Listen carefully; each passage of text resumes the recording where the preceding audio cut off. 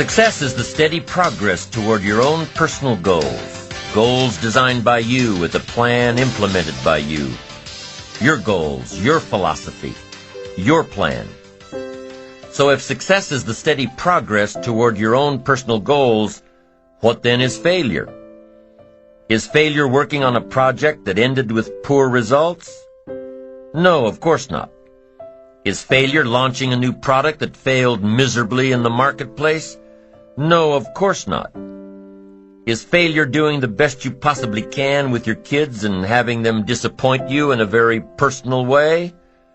No, of course not. There's no failure in pouring your heart and soul and energy into something that didn't work. Rather, failure is not trying at all. If success is the steady progress toward your own personal goals, then failure is no progress at all. None. Not even trying. Success and failure are always linked together. Success and failure are always linked to ambition. And let's remember, success is doing, failure is not doing. It's that simple. Tom Peters, world-renowned author and management expert, said recently, "There is only one way to be in serious trouble today, and that is not to be trying, not to be failing, not to be stretching yourself. Success is a doing. You've got to actually do it.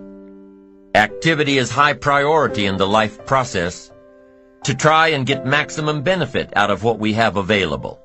Our resources, our skills, our knowledge, and our talents. Success is a doing that tries to get maximum benefit out of what we have available." Benjamin Disraeli, former Prime Minister of England, once said, "Nothing can resist a human will that will stake even its existence on its purpose." I'll do it or die. What a powerful set of words. We've already talked about resolve, doing it until, but here's what else resolve says. Resolve says, I will. Two of the most powerful words in our language. The formula for disaster: could, should, don't. Here's the formula for fortune: could, should, will. Could, should, will. I will, I should, I can, and I will. Two of the most powerful words in the language. I will. The man says, I will climb the mountain. They say it's too high, it's too difficult, it's too rocky, it's never been done before. The man says, hey, it's my mountain, I'll climb it. Pretty soon you'll see me waving from the top, or dead on the side, because I'm not coming back until I've done it. Powerful. There are several studies that show the greatest achievers aren't those who fail the least. No, the greatest achievers are those least frightened of failure. They're willing to take on the challenge without the guarantee of success, seeing the end but not sure when it will be or where it will be. Although success and failure go hand in hand, many people have a problem with failure. They think it's a bad word, has a bad connotation. They don't see it as a stepping stone. They see it as an end result. Quite often, success requires failure, sometimes many failures. In every scientific discovery, there were dozens or hundreds of failures before one success. Without failure, opportunity cannot be created. Without failure, there can be no success. But what is the measure of success? How do you know if you're successful, really successful? How do you know, especially when your success could be so vastly different from someone else's success? Here's how you measure. Results. Making measurable progress in reasonable time. That's all life asks. Making measurable progress in reasonable time. So you've got to be reasonable with time. Don't be unreasonable with time, parents. Don't be unreasonable with time, managers, brokers, business associates. Have a little patience. You can't ask somebody every 5 minutes, "How are you doing now?" That's too soon. The guy says, "I haven't left the building yet. Give me a break." So 5 minutes is too soon to ask. So 5 years is what? Too long and too late. So what is reasonable time to ask for results as a measure of progress? Here's number 1. At the end of the day. You can't let more than a day go by without getting some things done, some letters written, having a conversation with your son or daughter. You can't postpone the important more than a day. When you work on the job, there are some things you've got to get done within a day. You've got to make some calls within a day. Your health disciplines, you've got to get those done within a day. You can't carry over. You can't say, "Well,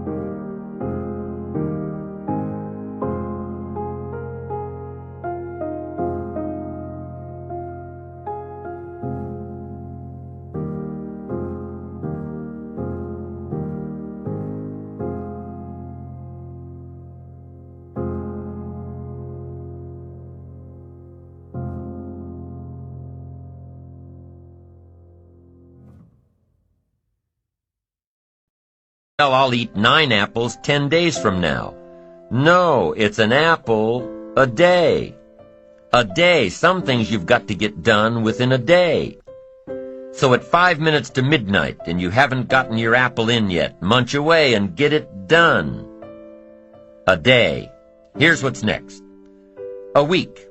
Some things you've got to get done within a week. Stuff on the job, calls made, activities. A week is a good chunk of time. Can't let more than a week go by without taking a look and a measure to see how you're doing. John joins this little sales company. He's supposed to make 10 calls the first week, just to get acquainted out there in the marketplace. Would it be legitimate to call John in on Friday and say what? How many calls did you make? That's legitimate. It's legitimate time to ask for a measurable amount of progress. He's supposed to make 10 calls. Come Friday, how many calls did you make? John says, well. You say, John, well won't fit in my little box here. I know you told your friend you're not okay. And tell me what's wrong and why you never said you felt that way. And guess you're trying to stay strong and fake a smile until I look away. But I've known you too long, it hurts to watch your blue eyes fade to gray as you fade away. As you fade away. Yeah, I'm about to fade away, cause every time I wake up I feel like it's Monday. Something's going wrong with all the chemicals up in my brain. All of a sudden I don't look at anything the same way. Got a buildup of my thoughts sitting in an ashtray. I'm sorry that I'm so inconvenient, okay. Just let me be me and I'll stay out of your way. I can see the way you look at me, I'm such a disgrace. I never really asked to be brought into this place. You wanna love me? Well then baby I have a taste. All the highs and the lows, no you'll never be the same. I don't really wanna hurt you but I can't control the pain. If you're sticking by my side maybe we could be okay. Okay, maybe you could be the change I need today. I promise that I've never felt this way. I really hope that you will choose to stay through all the pain. I know you told your friend you're not okay. And tell me what's wrong and why you never said you felt that way. And guess you're trying to stay strong and fake a smile until I look away. But I've known you too long, it hurts to watch your blue eyes fade to gray as you fade away. As you fade away. As you fade away.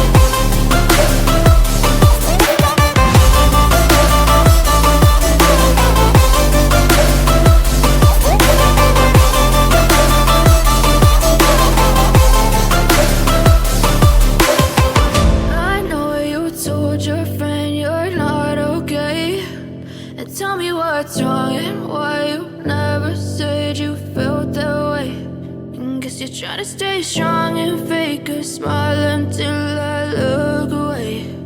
But I've known you too long, it hurts to watch your blue eyes fade to gray.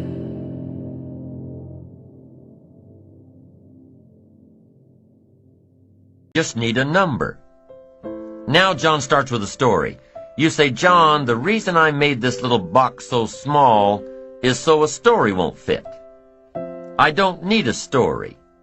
I just need a number. Now here's one of the better phrases to take home.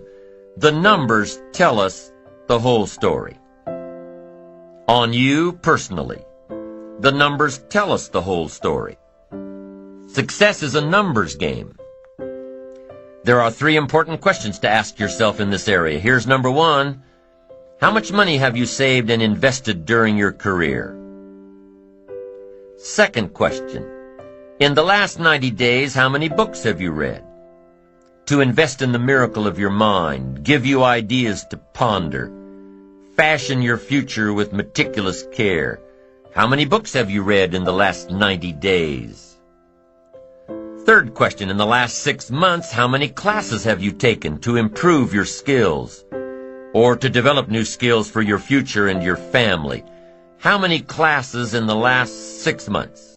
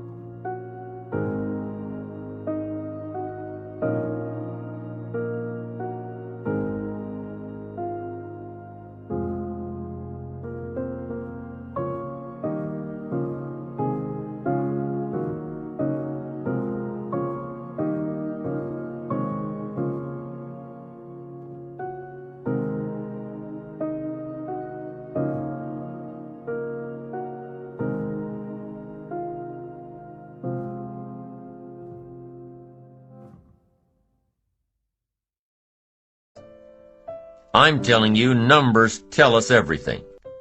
Success is a numbers game. You've got to make progress. You've got to make progress in reasonable time. You've got to take a look at the numbers and see how you're doing. It's the name of the game. How often should you weigh the new baby? Well, you say, I'll weigh the new baby next spring. No, you can't wait until next spring. Don't you have to weigh the new baby often? And the answer is yes, of course. To see what? To see whether it's gaining weight or it's losing weight. What if it's losing weight? The alarm bells have got to go off. You can't let a little baby lose weight very long. It's called disaster. These numbers are important. How often should you check the corporation to see if it's healthy or not? You say, well, in a couple of years, we'll get all the accountants together. No, you'll be out of business. In Las Vegas, the big gambling houses, guess how often they put together a financial statement to see where they are? Several times a day. Why? So much is happening.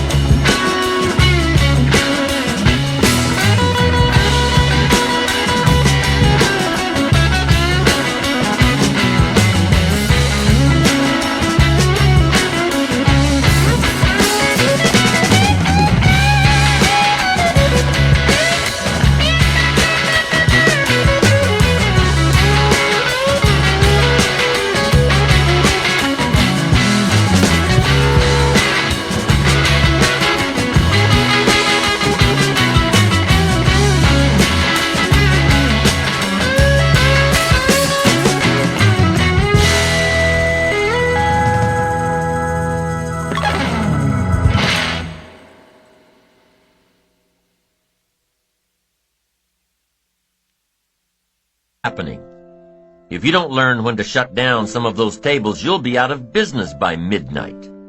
You can't wait till midnight. You can't wait till tomorrow. Tomorrow's too late.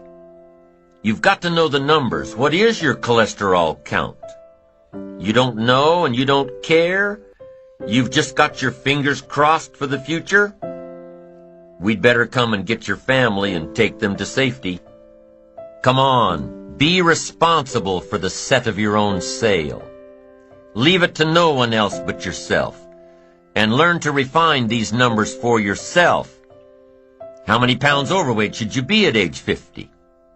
John says, well, I've got big bones. Well, we'll give you 10 pounds for big bones, but hey, 25, 30 pounds? And we've got to turn on the caution light at home and at the office. Somebody says, what's that flashing caution light? John's up about 20, 25 pounds. 35, 40 pounds, and the flashing red light comes on at home and at the office. Somebody says, what's that flashing red light? John's up about 40 pounds. 50 pounds.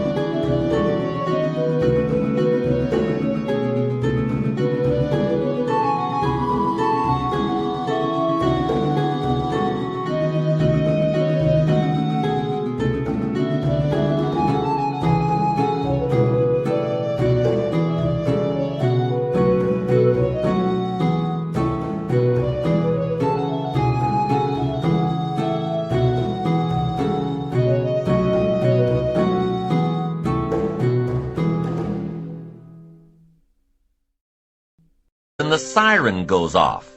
Somebody says, "What's that siren? John's over 50 pounds. I'm asking you to take charge of your own life. Be responsible for your own life. Be responsible for your own retirement. Be responsible for your own health. Don't just drift along with the crowd. Those who don't care to be responsible about the numbers, meticulous about the numbers. Some of these numbers have got to be coming down, like your cholesterol. Some of these numbers have got to be going up, like the number of books in your library. Don't be satisfied until you've looked at all your own numbers, and be responsible. Don't wait for somebody to come along. What if nobody comes along? You've got to be responsible yourself. Results are the name of the game. Let's check the numbers. Don't be satisfied with anything less than the best of numbers.